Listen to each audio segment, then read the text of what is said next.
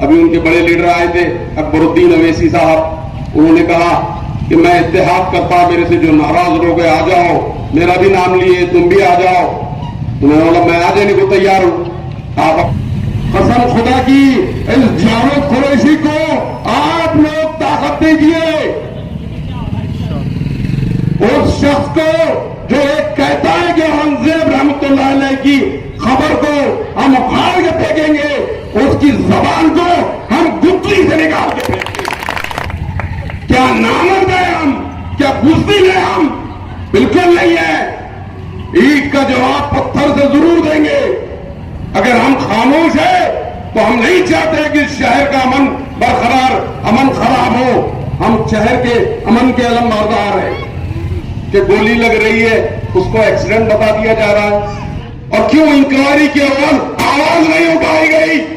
अगर गोली लगी थी तो उसकी इंक्वायरी होती, वहां के वहां मामले को समझ दिया गया। बार बार इसलिए कह रहा हूं कि मैं वादा करता हूं तो पूरा करता हूं, मक्कारी मेरे खून में नहीं है। वादा करके जा रहा हूं हसूल के मुसलमानों से, हसूल की अवाम से।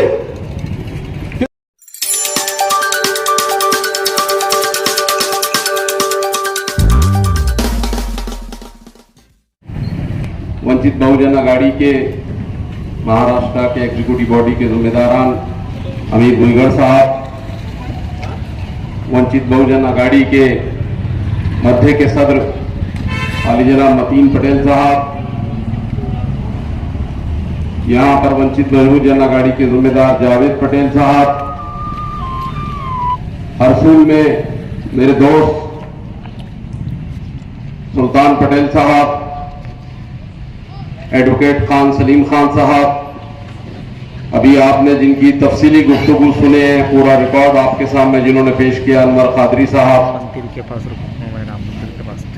मोहतरम बुजुर्गों, अजीज तरीन साथियों, असेंबली का इलेक्शन है और असेंबली के इलेक्शन के अभी अनवर कादरी साहब ने आपको सारी तफसीलात बता दिए हैं। मैं आपको ये बता रहा हूं कि आप 14 से 24 तक के इलेक्शन का पूरा तज्जिया करिए और फिर उसके बाद बताइए, उसके बाद वोट डालिए कि वोट किसके तरफ जाना चाहिए। मैं आप तमाम लोगों से गुजारिश करता हूं कि आप कुर्सियां खाली है, आप यहां पर तशरीफ रखिए तो बात करने में भी कुछ मजा आए। अजीज तरीन साथियों,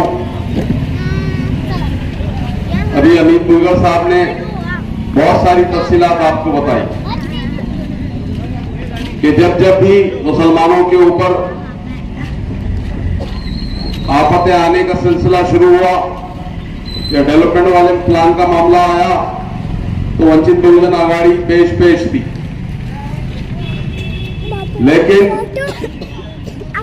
बहुत सारे लोग जो बहुत बड़े बड़े दावे करते हैं, जिनको मुसलमानों ने बहुत भरपूर ताकतें बख्शी है, उसके बावजूद भी वो कारनामा वो लोग अंजाम नहीं दे पाते जो कारनामा उनको अंजाम देना चाहिए। बहुत सारे लोग ऐसी है कि जिनको मुसलमानों ने बहुत सारी ताकतें दी, वो अपनी हैसियत से ज्यादा बात करना शुरू कर दिए, और जब वो चैलेंज उनके सामने आया तो वो जो उनकी हैसियत थी वो हैसियत भी अपनी जता नहीं सके। मिसाल के तौर पे एक बात बहुत सामने आया है कि एक लीडर ने कहा महाराष्ट्र की हुकूमत को कि तुम्हारे अंदर दम है तो इस शहर का नाम तब्दील करके संभाजी नगर करके बताइए। महाराष्ट्र गवर्नमेंट ने उसको कबूल कर लिया, उसके चैलेंज को, और इस औरंगाबाद का शहर का नाम संभाजी नगर रख दिया। अब जब उनकी जिम्मेदारी थी कि पार्लियामेंट के अंदर उसको उठाते, तो जब पार्लियामेंट से नोटिफिकेशन निकालता उसको रोकते, वहां उनकी आवाज खामोश हो गई और यहां रोड पे आके उन्होंने गालगुड़ी का खेल करना शुरू कर दी। जहां मुसलमानों ने ताकत दी थी कि वो बोले कुछ, वहां पर जाकर जिस मिलत से मुसलमानों ने ताकत दी थी वहां तो कुछ कर नहीं पाए। यहां रोड पे आके गालगुड़ी का खेल के करके मुसलमानों को क्या बताना करना चाहते हैं, ये भी समझ से परे हैं। इसलिए ये सारी चीजों को समझने की जरूरत है। अभी इलेक्शन के अंदर और 15 दिन बाकी है, 11 दिन बाकी है, और 11 दिन के अंदर आप देखेंगे कि बहुत गाड़गुड़ी के खेल अभी यहाँ पर आने वाले। अब इन गाड़गुड़ी के खेलों में क्या होने वाला है, कोई आएगा कहेगा कि योगी आ रहा है, मोदी आ रहा है, और उसके बाद मैं आ रहा हूं। तो उसको भी समझने की जरूरत है कि योगी के आने के टाइमिंग क्या है, मोदी के आने के टाइमिंग क्या है, और उसके बाद ये साहब के आने के टाइमिंग क्या है। तो इसको भी समझने की जरूरत है। बहुत सारे लोग लीडरान यहां इत्तेहाद की दुहाई दे रहे थे, इत्तेहाद के ऊपर तकरीरें कर रहे थे, और इत्तेहाद की तकरीर करने से पहले आप ये तो सोच लेते थे कि आप पहले पूरा फ्रेम तैयार करके आते और उसके बाद हमारे को इत्तेहाद की दुहाई देते। अगर फ्रेम करने से पहले हमारे को अगर बोलते थे कि इत्तेहाद पे बात की जाए, तो मैं उन लोगों को चैलेंज करता हूं कि जावेद कुरैशी खड़ा आपके सामने आपके चैलेंज का मुकाबला करने और इत्तेहाद के ऊपर अपनी कुर्बानियों को पेश करने और उनकी मक्कारियों को पेश करने के लिए ये जावेद कुरैशी यहां था। अजीज तरीन साथियों, जहां बात करना है वहां तो बात हो नहीं रही है, और जहां जो है अपना एहतजाज दर्ज करना चाहिए, जो ताकत मुसलमानों ने तुमको नसीब की थी उस ताकत का इस्तेमाल करना चाहिए, वहां तो कुछ नहीं हो रहा। बहुत जगह बकबक की जा रही है। यहां पर एक एमएलए कहता है कि औरंगजेब रहमतुल्लाह अलैह की खबर को हम उखाड़ के फेंक देंगे। एक छिपरा महाराज कह रहा है कि नबी करीम सल्लल्लाहु अलैहि वसल्लम की शान में गुस्ताखी हो रही है। यहां पर यह सब हो रहा है, और फिर बाद में उन्हीं पार्टी के लोगों से आप गले मिल रहे हैं। ये क्या तमाशा है, ये क्या तमाशा है। आपने उस एमएलए की जबान अब की गुत्थी से क्यों नहीं खींची, उसकी गुत्थी से वो जबान क्यों नहीं खींची कि तू औरंगजेब की खबर को उखाड़ लेने की बात कर रहा है, क्यों नहीं खींची। क्या नामर्द है आप लोग? क्या मुसलमानों ने जो इतनी भरपूर ताकतें आपको नसीब की थी उस ताकत का इस्तेमाल नहीं हो सकता? कसम खुदा की, इस जावेद कुरैशी को आप लोग ताकत दीजिए। उस शख्स को जो एक कहता है कि औरंगजेब रहमतुल्लाह अलैह की खबर को हम उखाड़ के फेंकेंगे, उसकी जबान को हम गुत्थी से निकाल के फेंकेंगे। क्या नामर्द है हम? क्या बुज़दिल है हम? बिल्कुल नहीं है। ईंट का जवाब पत्थर से जरूर देंगे। अगर हम खामोश है तो हम नहीं चाहते कि शहर का अमन बरकरार, अमन खराब हो। हम शहर के अमन के अलमबरदार हैं, लेकिन आए दिन अपना वोट बैंक को सजाने के लिए मुसलमानों को निशाना बनाया गया और मुसलमानों को बात की गई। और मैं बार बार इस बात पर हैरान हूं कि जिन लोगों को मुसलमानों ने ताकत बख्शी थी वो लोग कहां थे, वो लोग कहां थे? फसादात हो रहे थे तो तुम क्या पुलिस की दलाली कर रहे थे? क्या मुसलमानों की रहनुमाई कर रहे थे? तो बार बार फसाद होता है, मुसलमानों की जानों को नुकसान होता है, मुसलमानों की मालों को नुकसान होता है, तो तुम फायदा पहुंचा रहे थे कि तुम दलाली कर रहे थे। इस बात को समझने की जरूरत है कि ये ताकत मुसलमानों ने जो बख्शी थी तुमको दलाली करने के लिए नहीं, तुमको ये ताकत मुसलमानों ने इसलिए बख्शी थी यारो कि तुम मुसलमानों की रहनुमाई करते, तुम लड़ते उन मुसलमानों के लिए जिनके ऊपर जुल्म हुआ, जिनके बच्चे गोलियों से भूने गए, जिनके बच्चे जेलों की सलाखों में भेजे गए, उनके लिए लड़ते। लेकिन हम देख रहे हैं कि ये उनके लिए नहीं लड़ रहे, ये उनकी दलाली कर रहे हैं।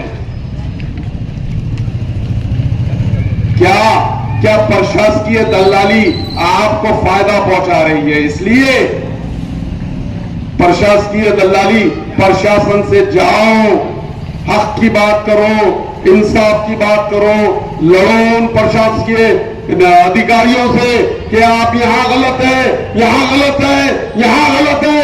लेकिन नहीं, वहां तो कंप्रोमाइज की बात हो रही है। अभी नसीम पटेल ने कहा कि गोली लग रही है, उसको एक्सीडेंट बता दिया जा रहा है। तो क्यों एक्सीडेंट बताया जा रहा है? क्यों उसकी इंक्वायरी नहीं हुई? और क्यों इंक्वायरी की आवाज नहीं उठाई गई?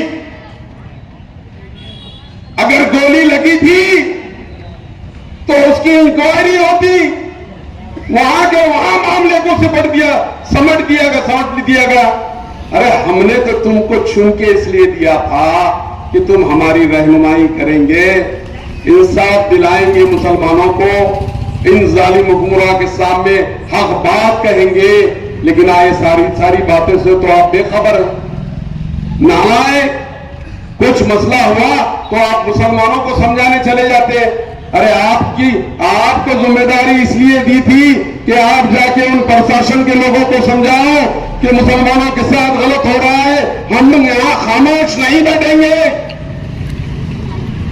लेकिन ऐसा नहीं हो रहा है। हमारे पास बहुत सारे जो है पिछले वक्तों के अंदर यहां पर लीडरान गुजरे हैं। हमारे पास डॉक्टर रफीक जकरिया भी गुजरे हैं, हमारे पास अब्दुल अजीम भी गुजरे हैं, हमारे पास अमानुल्लाह मोतीवाला भी गुजरे हैं। लेकिन उन्होंने कुछ कारनामे करके गए। लेकिन हमने जिस नीयत से, जिस हिम्मत से, जिस ताकत से, जिस इखलास से आप लोगों को ताकत दी, उसका रिटर्न हमको वैसा नहीं मिल पा रहा जो रिटर्न मिलना चाहिए। इसमें मैं भी अपने आप को कसूरवार मानता हूं कि मैंने जिन लोगों को ताकत बख्शी अपने हाथों से, इन हाथों से जिन लोगों को मैंने ताकत बख्शी, वो मेरी ही छाती पे बैठ के मेरा गला काटने के ऊपर तुले। और उनको मालूम नहीं कि बाप बाप होता है, बेटा बेटा होता है। बाप के गले पे बैठ के, छाती पे बैठ के गला काटने की कोशिश करे। अरे ना फरमानो, अरे बुज़दिलो, अरे एहसान फरामोश हो। आज बाप पढ़ रहा तो बाप के खिलाफ बोल रहे हैं। यानी इतना सफेद खून हो गया आपका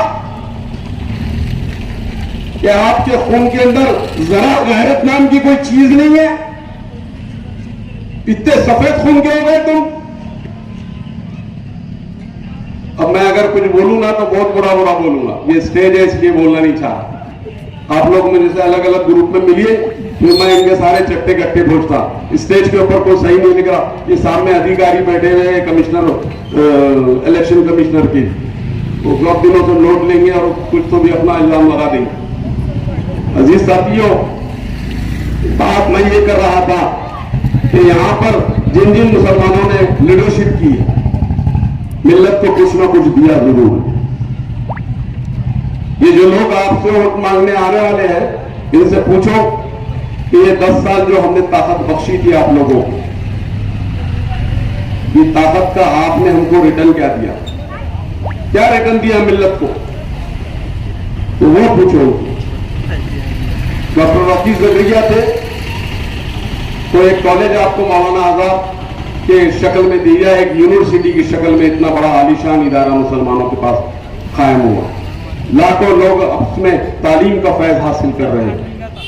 अब्दुल अजीम साहब थे तो पूरे औरंगाबाद जिलों में उर्दू स्कूलों का जाल उन्होंने फैला के गए। यहां पर जहां देखो अजीम साहब का एक उर्दू स्कूल आपको नजर आएगा। आज भी उनके खानदान के लोग वो स्कूलों के ऊपर जिम्मेदार बने हुए हैं और लोगों को फैज पहुंचा रहे हैं। अमानुल्लाह मोतीवाला साहब थे, उनका भी एक बड़ा स्कूल अमानुल्लाह मोतीवाला के नाम से चलता है। उनका एक इंग्लिश स्कूल, उनका नाम याद नहीं है, वो चलता है। और बहुत सारी फलाई काम आज भी उनके खानदान के लोग कर रहे हैं। अब जिन लोगों को ताकत दी, उनसे पूछो, आएंगे वो आपके पास, बहुत आएंगे वो। अब जहां जहां मैं जाता हूं वहां जरूर आते हो। उनको बहुत परेशानी होती है अपने से, बहुत तकलीफ में बेचारे भी। तो आएंगे तो उनसे सवाल करो कि हमने बहुत 10 साल बहुत इखलास से आपको मोहब्बतों से नवाजा, बहुत ताकत बख्शी, आपने ये 10 साल में हमारे लिए क्या करा ये बोलो। मैं इज्तिमाई शक्ल की बात कर रहा हूं। एक एमएलए हो या एक एमपी हो, उसकी जरूरत ये रहती है कि आप पूरी कौम और मिल्लत को इज्तिमाई क्या फायदा पहुंचा सकते हैं। तो उनसे पूछो कि क्या फायदा पहुंचाए। आज जो है बातें तो बहुत कर रहे हैं। अभी उनके बड़े लीडर आए थे, अकबरुद्दीन अवैसी साहब, उन्होंने कहा कि मैं इत्तेहाद करता, मेरे से जो नाराज लोग हैं आ जाओ, मेरा भी नाम लिए, तुम भी आ जाओ। उन्होंने बोला मैं आ जाने को तैयार हूं, आप अपने उम्मीदवार को बिठा दो, वापस आने के लिए तैयार हो, आप वापस उम्मीदवार को तो बिठा दो। तो ये बार बार ये मुजाहरा उन्होंने करके बताए। वंचित बहुजन आघाड़ी से अलायंस हुआ पार्लियामेंट के इलेक्शन के अंदर। कभी मुसलमान सोच नहीं सकता था मेरे दोस्तों कि 22% मुसलमान मेंबर ऑफ पार्लियामेंट बन सकता। अमीर जुगर साहब का शुक्रिया, एक मुसलमान पार्लियामेंट इन्होंने यहां पर दे दिया। वंचित बहुजन आघाड़ी से अलायंस हुआ, 1,30,000 वोट उस मेंबर ऑफ पार्लियामेंट को पड़े और वंचित बहुजन आघाड़ी 4,000 वोट, मजलिस इत्तेहादुल मुस्लिमीन 4,000 वोटों से चूक गई।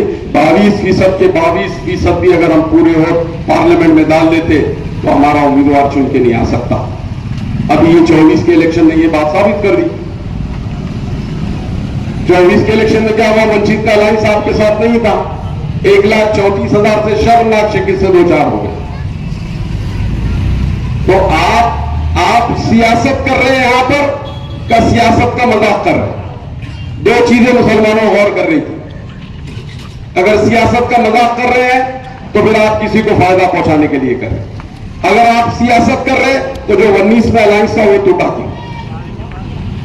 अब आप लोगों के पास आएंगे, आप सवाल रखिए। ये मैं बार बार अपनी तकरीरों में कहता हूं, बार बार ये बात कहता हूं कि आप अगर वोट दे रहे हैं तो गिरेबान पकड़ने की ताकत भी अपने अंदर रखो। बहुत मशहूर हमारी तो रिवायत रही है कि हम बार बार जो है वक्त का खलीफा क्यों नहीं हो, हम उनका गिरेबान बराबर पकड़ लेते हैं। लेकिन हम कब पूछेंगे ये सब सारी चीजें, हम कब बताएंगे ये सारी चीजें। वो तो आए दिन इसको ना इसको जो है इल्जाम देते रहते हैं। ये सुल्तान पटेल साहब मेरे साथ बैठे, इधर मतीन पटेल साहब मेरे साथ बैठे, ये एमआईएम के फाउंडर लोग हैं, हम दोनों भी फाउंडर हैं। और मैं उनके साथ जो है अच्छा खासा काम कर चुका हूं। यकीन मानो मुझे एमआईएम से निकाला गया, लेकिन ये दोस्तों ने मेरा साथ नहीं छोड़ा, क्योंकि ये दोस्त मेरे साथ उस दिन से लगे हुए जिस दिन मैंने एमआईएम छोड़ा, लेकिन उन्होंने एमआईएम का साथ नहीं दिया, मेरा साथ दिया। ये सुल्तान पटेल आज आंखों में आंसू इसलिए कि आज मैं 3 घंटे इस शहर में इस वार्ड के अंदर पैदल घूमा, 3 घंटे। इस शख्स के पैर में लुकमियत है, ये सही तरीके से चल नहीं सकते। ये 3 घंटे में ऐसा आता क्यों? ये 3 घंटे में मेरे साथ है क्यों? क्या वजह है? अगर कोई मक्का इंसान के साथ तो 3 घंटे घूम नहीं सकता, कोई बेईमान इंसान के साथ तो 3 घंटे घूम नहीं सकता। मैं बार बार जब रास्ते से चल रहा था, वो शख्स लंगड़ा के मेरे साथ चल रहा, ये मोहब्बत उसकी आधा आंख में आंसू लेके आ रही। सारे लोग सत्ता की तरफ भागते, ये लोगों को क्या था कि आप ये मेरे साथ भाग रहे, क्या क्या क्या था? कुछ नहीं की, सिर्फ मोहब्बत ही, अच्छे बोलते, और मेरा कैरेक्टर इन लोगों के सामने शुरू से आखिर तक था कि मैं क्या हूं। ये लोग जानते हैं कि मैं किसी को धोखा नहीं दे सकता। ये लोग जानते हैं कि मैं मक्कारी कर नहीं सकता। ये लोग जानते हैं कि मैं करप्शन भी नहीं कर सकता। यही वजह है कि ये इखलास के साथ मेरे साथ जुड़े हुए, और जुड़ने के बावजूद कोई भी इन तकलीफों से नहीं गुजर सकता जिन तकलीफों से सुल्तान पटेल मेरे साथ गुजरे। अजीज साथियों, ये मैं आपको कोई जज्बात में लाने की कोशिश नहीं कर रहा हूं, लेकिन ये 3 घंटे का सफर मेरे दिल में कछुओं के मार रहा है कि ऐसा मेरे अंदर क्या है कि ऐसा शख्स जो चल नहीं सकता बराबर वो मेरे साथ चल रहा है 3 घंटे से। लेकिन अजीज साथियों, मैं बहुत बुलंद दावे नहीं कर रहा हूं आपको। ये सुल्तान पटेल को मालूम है कि मैं अगर एमएलए बन जाऊं तो ये शख्स से मैं जो बोले वो मनवा सकता हूं, जो बोले वो करवा सकता हूं, क्योंकि वो मेरे इखलास से अच्छी तरीके से वाकिफ है। मैं बहुत आप लोगों से माफी चाहता हूं कि मैं आज थोड़ा जज्बाती हो गया, और जरूर मैं जज्बाती जरूर हो गया कि मेरे पास मुट्ठी भर लोग जरूर है, लेकिन मैं उन मुट्ठी भर लोगों की कदर करता हूं कि वो जिस तरीके से मेरे साथ जुड़े ना, वो मेरे लिए बहुत काबिल एहतराम लोग हैं वो मेरे। लेकिन अजीज तरीन साथियों, ये भी अच्छी बात है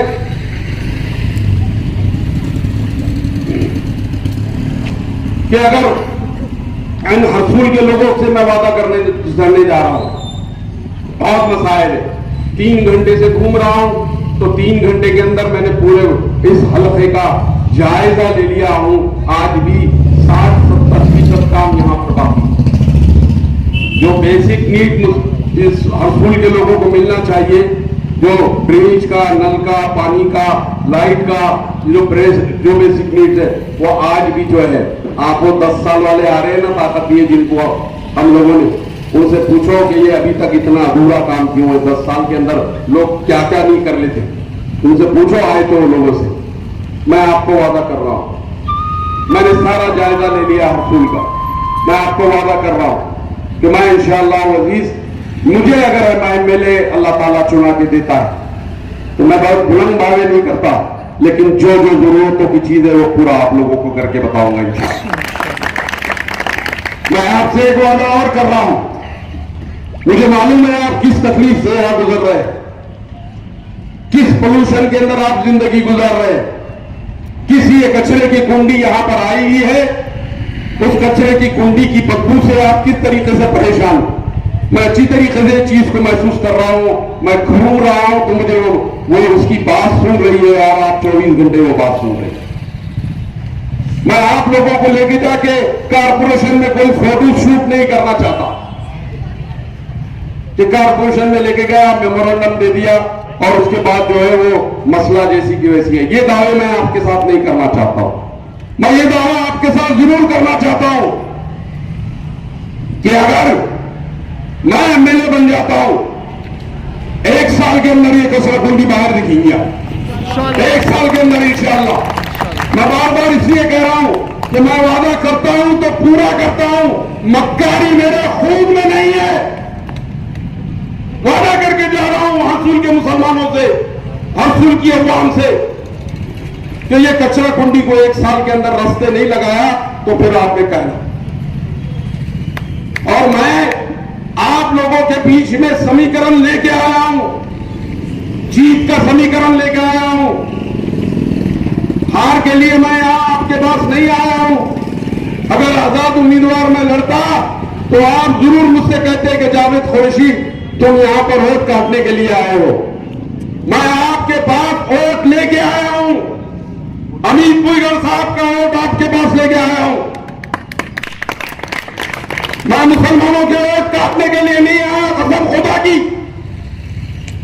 मैं आप लोगों के पास वंचित बहुजन आघाड़ी का वोट लेके आया हूं, और ये दुहाई दे रहा हूं कि ये वोटों के साथ आपका वोट मिला दीजिए, यहां का एमएलए आपका होगा। इस बात को भी समझ लेने की जरूरत है। मैं फिर वादा करता हूं कि अगर मैं एमएलए बन